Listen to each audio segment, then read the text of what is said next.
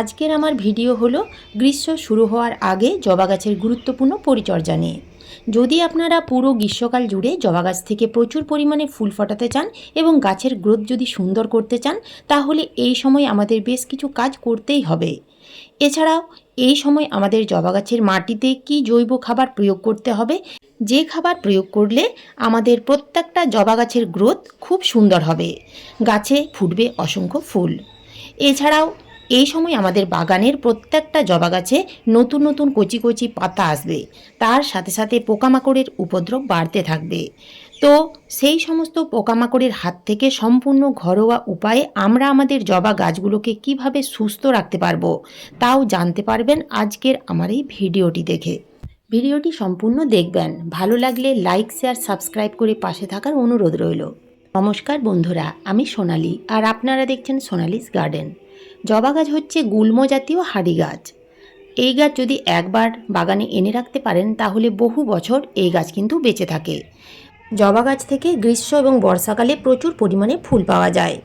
তাই আমাদের ফেব্রুয়ারি মাসের প্রথম দিক থেকে মার্চ মাসের 15 তারিখ পর্যন্ত এমন কিছু কাজ আছে এবং এমন কিছু খাবার আছে যেগুলো জবা গাছের মাটিতে প্রয়োগ করতে হবে এবং সেই পরিচর্যাগুলো করতেই হবে।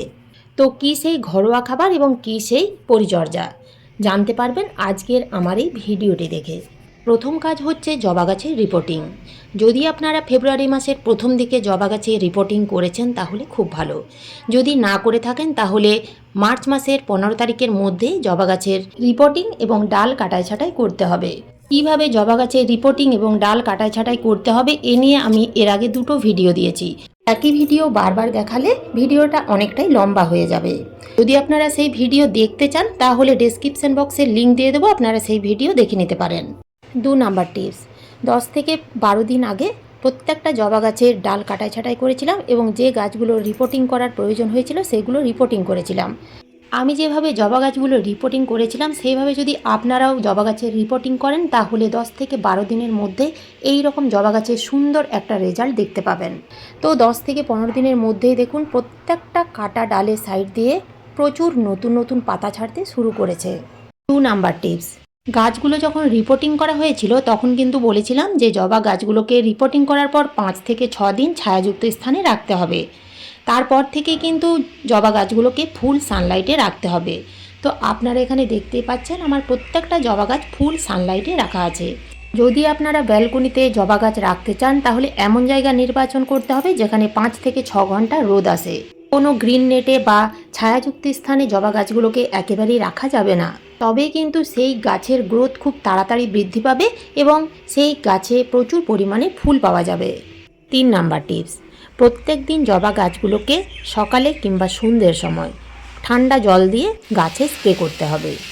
যদি আপনারা প্রত্যেক দিন জবা গাছগুলোকে এভাবে প্লেন জল দিয়ে গাছে স্নান করিয়ে দিতে পারেন তাহলে খুব তাড়াতাড়ি গাছের গ্রোথ সুন্দর হবে।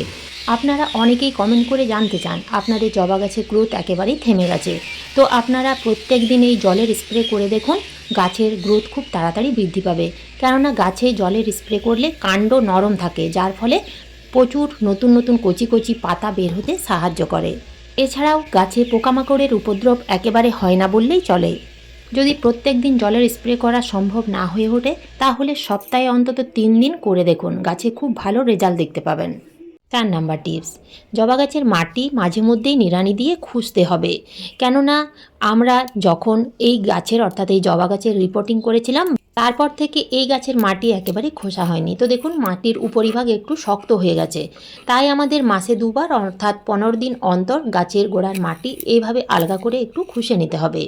খুঁজে নিলে মাটির ভেতরে খুব ভালোভাবে আলো বাতাস চলাচল করতে পারে। এছাড়াও গাছের শিকড় খুব ভালোভাবে ছড়াতে পারে। এছাড়াও মাটি এই রকম ঝুরঝুরে থাকবে। ঝুরঝুরে মাটিতে কখনোই জল জমে না। জল জমলেই কিন্তু গাছের শিকড় পচে গাছ নষ্ট হয়ে যাবে। তাই আমাদের মাঝে মধ্যেই গাছের মাটি খুঁজে ফেলতে হবে। 5 নাম্বার টিপস হচ্ছে এই সময় অর্থাৎ এই ফেব্রুয়ারি মাসে জবা গাছের মাটিতে আমরা কি খাবার প্রয়োগ করব। এই সময় আমরা কোনো রকম শক্ত খাবার অর্থাৎ ভারী খাবার দেব না। এই সময় আমরা লিকুইড খাবার দেব। তো লিকুইড খাবার তৈরি করার জন্য প্রথমে নিতে হবে 1 লিটার জল, তার সাথে নিতে হবে 1 চামচ র চা পাতা। চা পাতার মধ্যে থাকে প্রচুর পরিমাণে নাইট্রোজেন। যা গাছের গ্রোথের সাথে সাথে গাছে প্রচুর পরিমাণে ফুল আনতে সাহায্য করে। এছাড়াও মাটিকে অ্যাসিডিক করে তোলে, যা জবা গাছের জন্য কিন্তু খুবই দরকার।